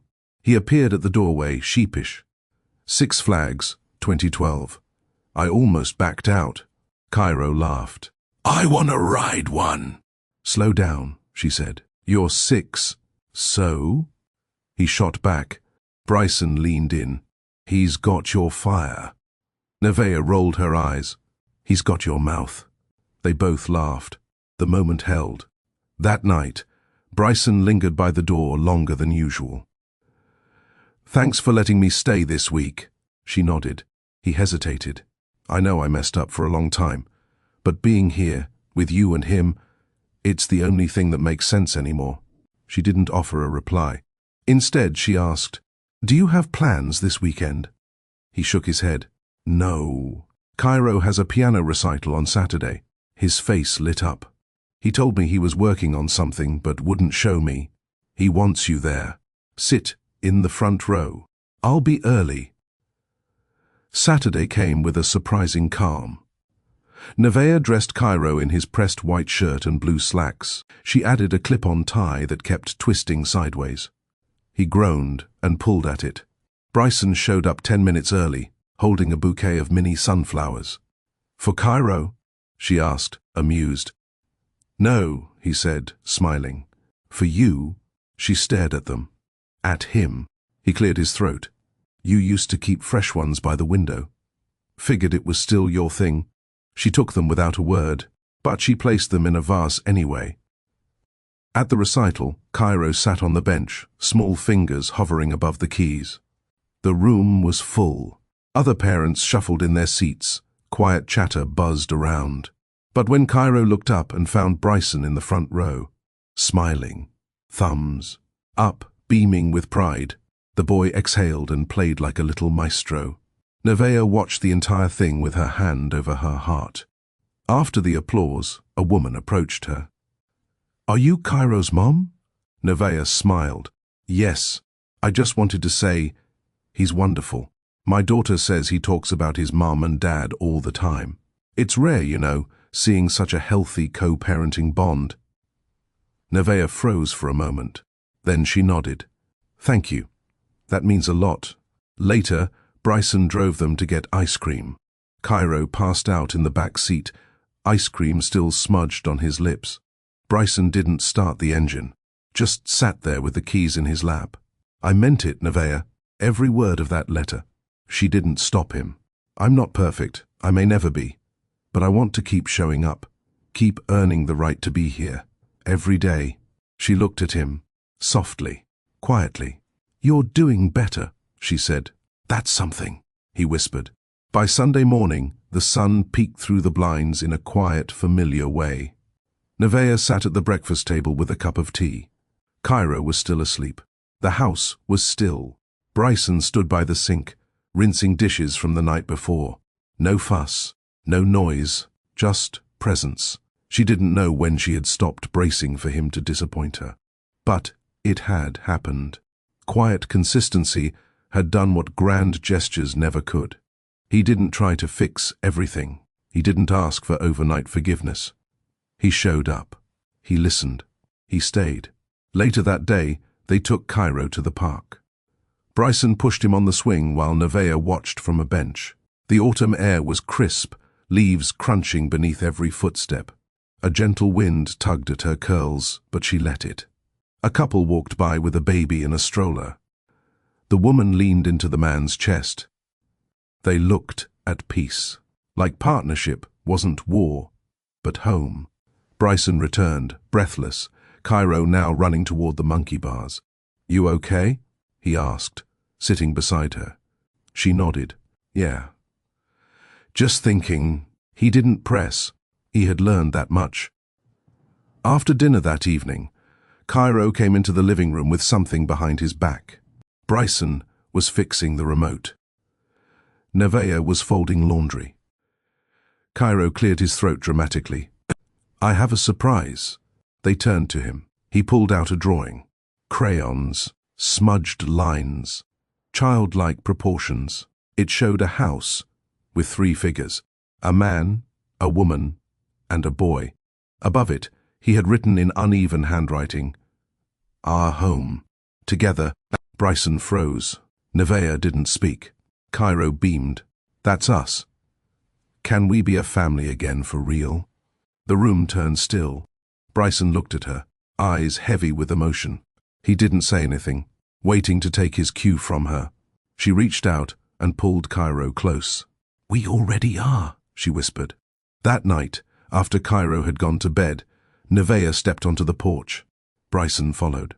They stood side by side in silence, the cool air settling between them. "I never wanted him to feel like a piece of something broken," she said quietly. "You've protected him from that," he answered. "You've done an incredible job." She looked up at him. "I didn't do it alone," she said. "Not lately." He turned toward her. "I didn't know how much I needed this until I lost it. Until I had to earn it back." Nevaeh didn't move, but she didn't pull away either. "I don't know what tomorrow looks like," she said. "I'm not asking for tomorrow," he replied. "Just tonight, one truth at a time." Her voice was soft. "Okay." Inside, she pulled out a photo album from the shelf. They sat together on the floor, knees touching, flipping through pages of birthdays, toddler tantrums, school plays. There was a picture of the 3 of them from Cairo's 2nd birthday. Nevaeh was holding the cake. Bryson had Cairo on his shoulders. They were all laughing. She tapped the photo. "I miss this," she said.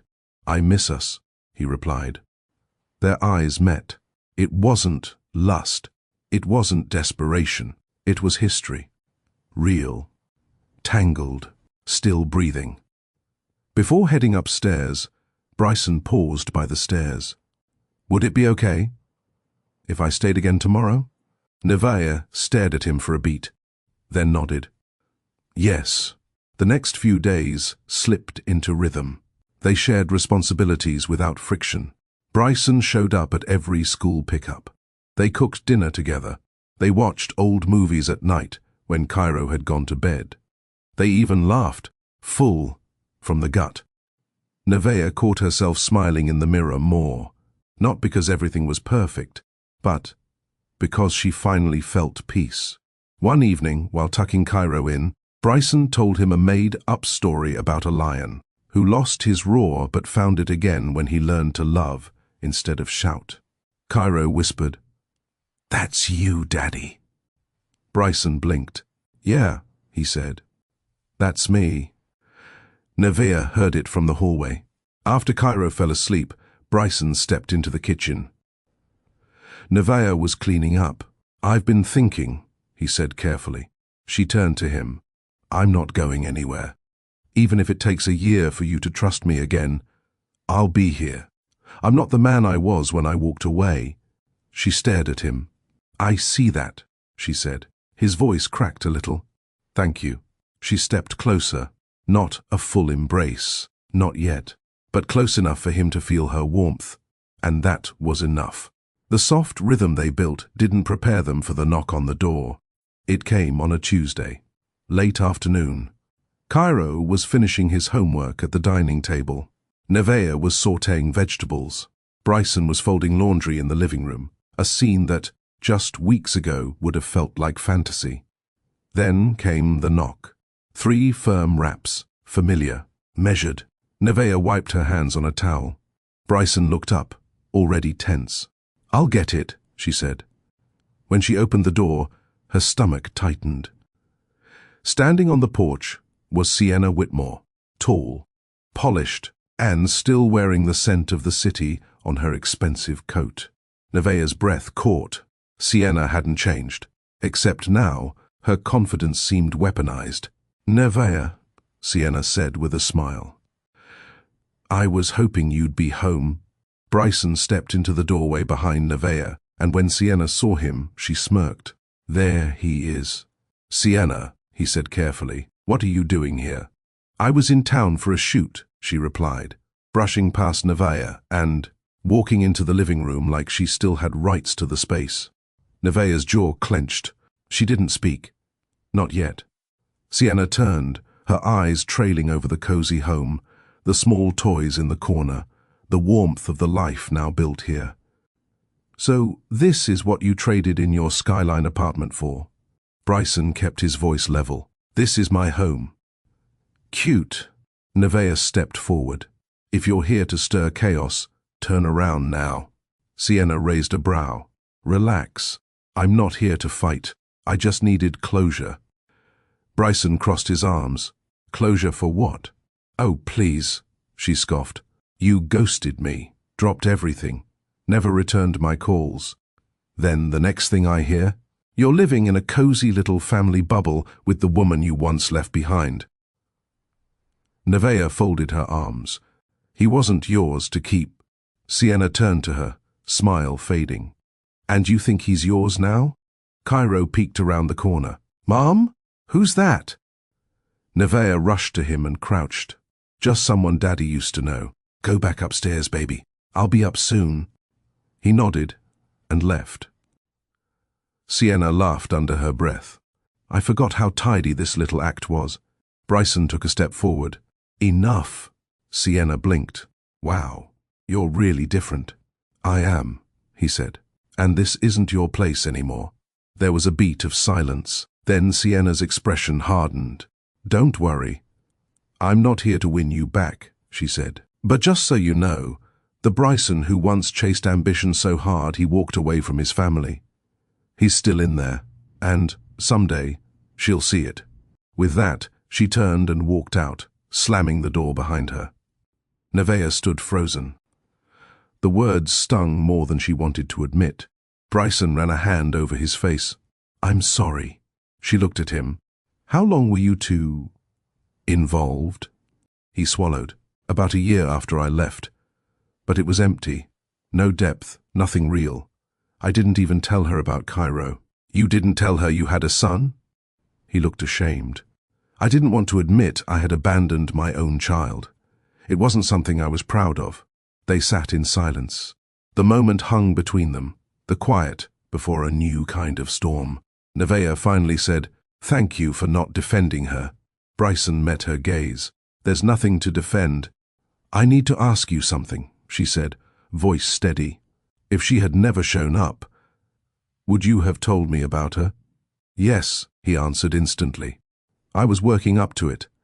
I didn't want more secrets between us." She nodded slowly. "I want honesty, Bryson, not protection. Not what you think I can handle, just the truth." "You have it." That night, they didn't sleep in the same bed. Not because of anger, but because truth, when revealed, still needs space to breathe. Bryson slept on the couch. Nevaeh sat up late, sipping tea, staring out the window. The next morning, Cairo bounced into the kitchen like nothing had happened. "Are we still going to the museum today?" he asked. Nevaeh smiled. "Of course." Bryson joined them minutes later, quiet but present. They all got dressed and headed to the Natural History Museum. For Cairo, it was an adventure. For Nevaeh and Bryson, it was a truce. In the dinosaur exhibit, Bryson bent down and helped Cairo read the facts aloud. He was patient, gentle, the kind of father he hadn't been given, and now refused to fail at being. Nevaeh watched from a distance, arms folded, eyes softening. On the drive back home, Cairo fell asleep in the back seat. Bryson glanced at Nevaeh. "I know today was hard," she nodded, "but necessary." "I never want to be that man again," he said. "The one who runs from hard things." She looked at him. "Then don't." He reached across and gently touched her hand. I'm staying. Through whatever comes. She didn't pull away.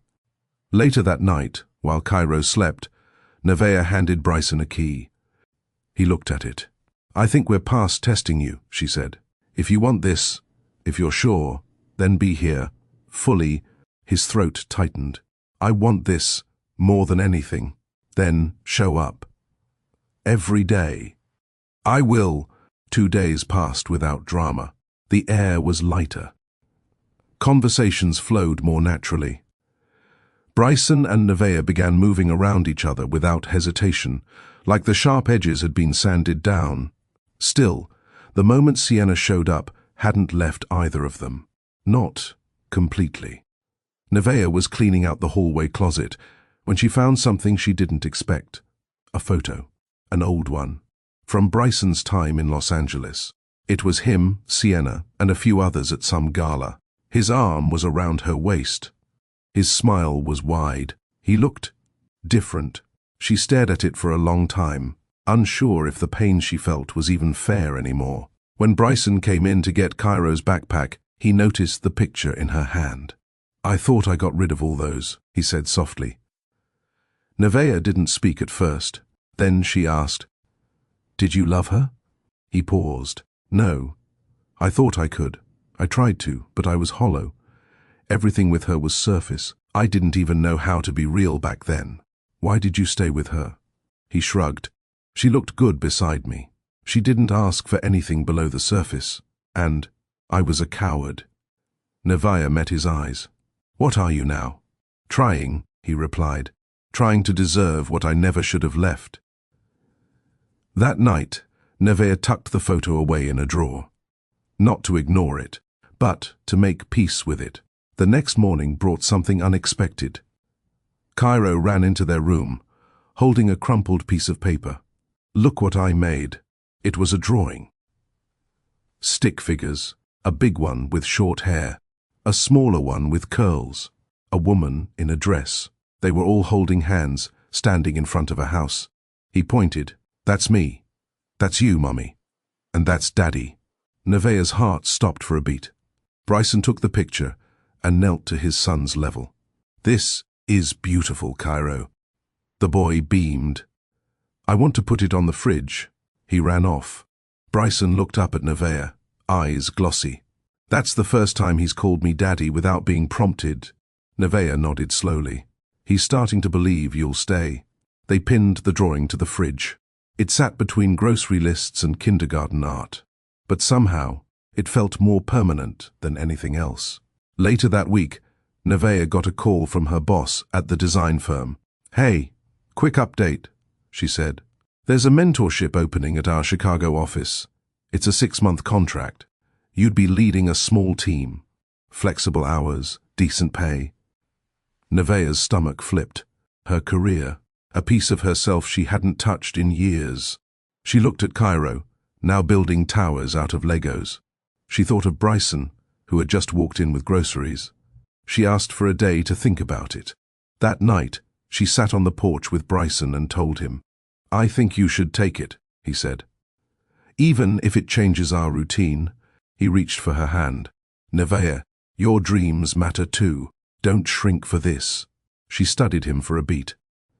6 months, she whispered. I'm scared. I'll be here. Holding it down with Cairo. I want you to shine.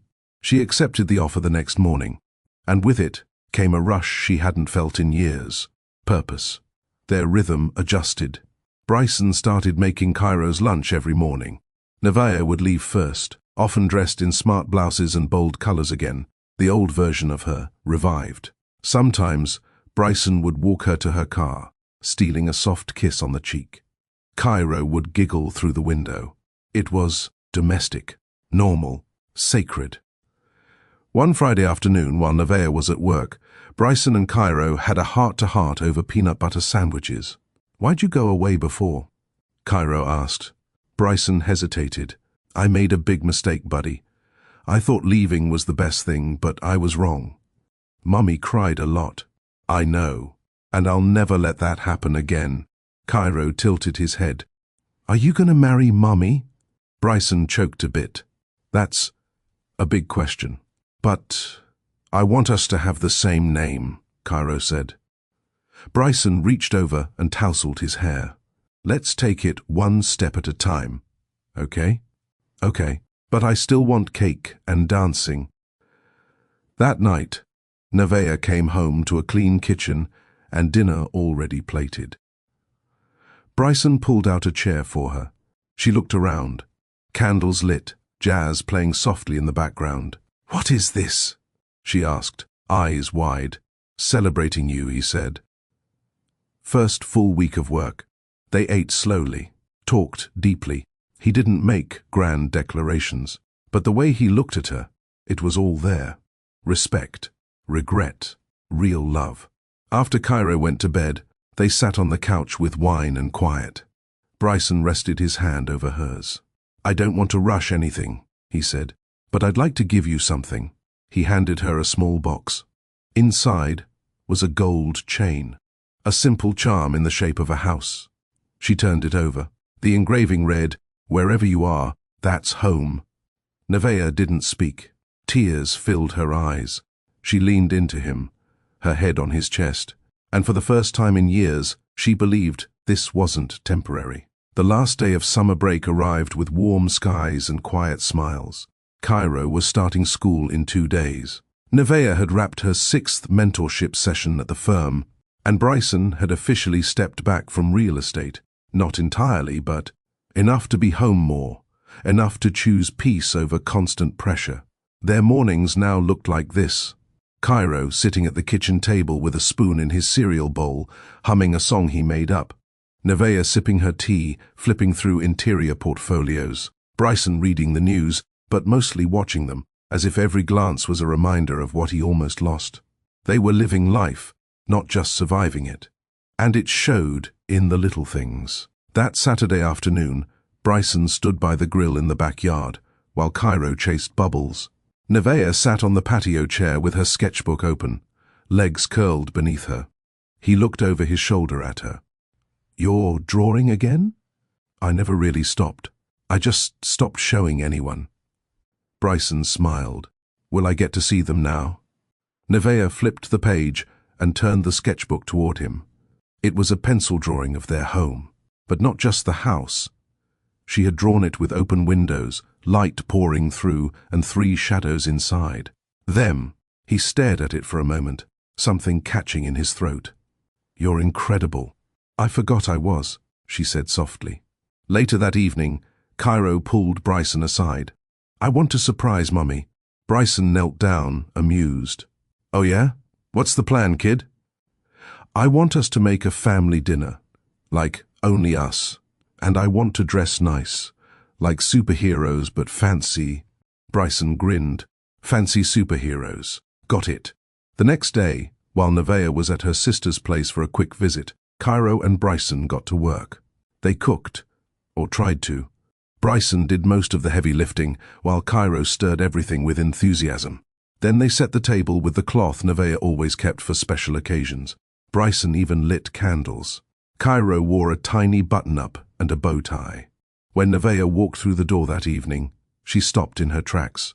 Soft music, warm food. Her son dressed like he was hosting an awards show. And Bryson, crisp shirt, no tie, sleeves rolled.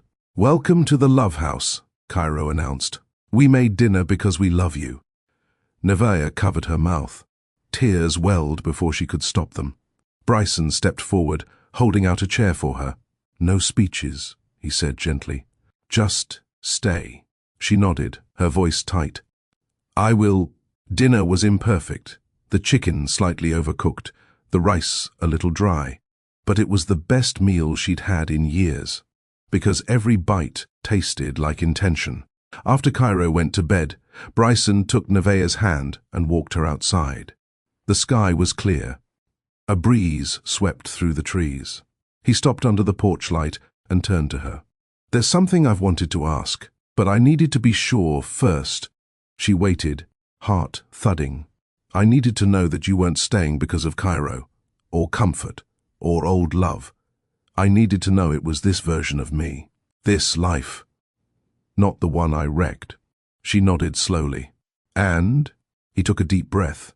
I believe it now, and I want to make this permanent. But not with grand gestures. No public proposals, no pressure. He reached into his pocket and pulled out a small velvet box. Inside was a simple ring. Gold, no diamonds, no flash. I want to build a future that matches the quiet strength you've always had. I want to be the man Cairo looks up to, and the partner you never have to second-guess again. Nevaeh's hand trembled as she took the box. She looked up at him, her voice breaking. You already are. He slipped the ring on her finger.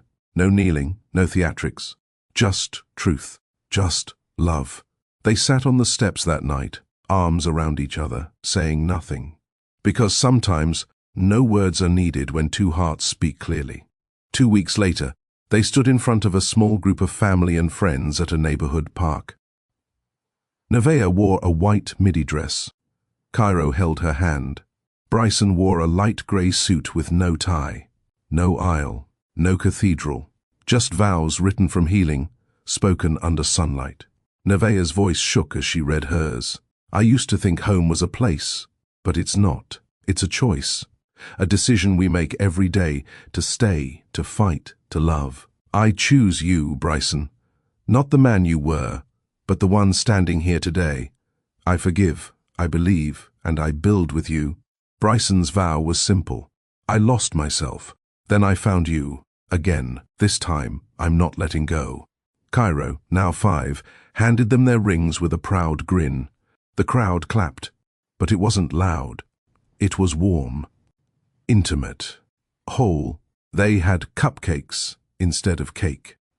Bryson danced with Nevaeh in bare feet. Cairo took photos with everyone, and when the sun dipped, they didn't say goodbye to their guests. They said, thank you. Some mornings, Nevaeh still woke up wondering how they got here. Not because it felt like a dream, but because the peace was so steady. So earned. She never wanted to forget what it took to reach it. She stood by the window one early September morning, barefoot in their bedroom, watching the sunrise pour gold onto the floor. Bryson was still asleep. Cairo had climbed into bed at some point during the night, his hand resting on his father's shoulder. Both of them snored softly. Nevaeh didn't disturb them. She stayed still, soaking in the view. Her home, her people, her peace. Not perfection. Peace. After breakfast, she stepped into her studio. The room was small, barely 10 feet wide, but it had 3 windows, a work table, and all the light she needed. The first canvas was a family portrait. The second was their backyard, mid-autumn. The third was unfinished. A swirl of warm tones, meant to capture something deeper than memory. She picked up a brush and started to paint, her thoughts drifting as they always did during this ritual. She remembered the girl who packed her bags 5 years ago with trembling hands and a baby on her hip. She remembered how angry she was, how tired, how afraid of raising Cairo without support, without certainty, without love. But most of all, she remembered promising herself something that day. I'll give my child what I never had, a mother who honors herself. That promise changed everything. Nevaeh never expected a second chance.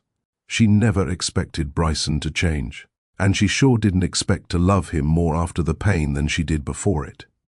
But life had a funny way of mending what you surrendered, not what you fought to force, what you released so it could return honestly. And now? Now she loved herself too much to settle, and she loved him too clearly to pretend their story was easy. It wasn't, but it was real. Cairo burst into the room around noon, holding a paper crown and wearing socks that didn't match. Mom, I'm the king of snacks and I declare it's popcorn time. Nevaeh laughed, wiping her hands. Oh really? Yes. And you have to bow before you get some. Bryson walked in behind him, raising a brow. How much sugar did he have? None, Nevaeh said. This is just raw imagination. They laughed, all 3 of them. And just like that, another ordinary miracle took place, a family choosing each other again. That night, Nevaeh sat on the porch alone while the boys built a pillow fort inside. She opened her journal and wrote the kind of letter no one would read but her future self. Dear me, you thought you had to be strong all the time. You didn't. You thought leaving would break you. It didn't. You thought forgiving meant forgetting.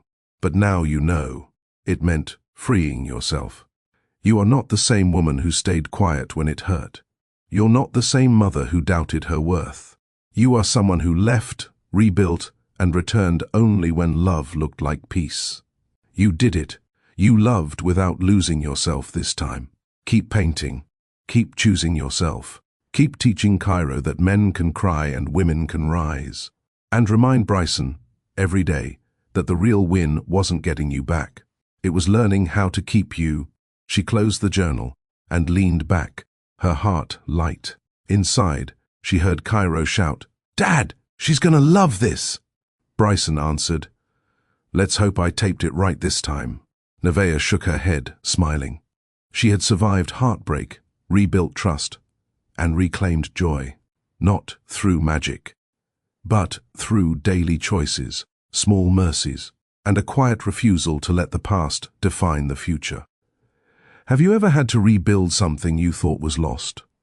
Maybe it was trust, or hope, or love. Maybe it was you. If this story moved you, drop a comment below. Tell us what part hit home the most. Share it with someone who might need a reminder that healing is possible. And don't forget to like and subscribe to Mr. Charles Stories, where every story shows the power of love, growth, and second chances. Until the next one, keep loving, keep rising. See you in the next story.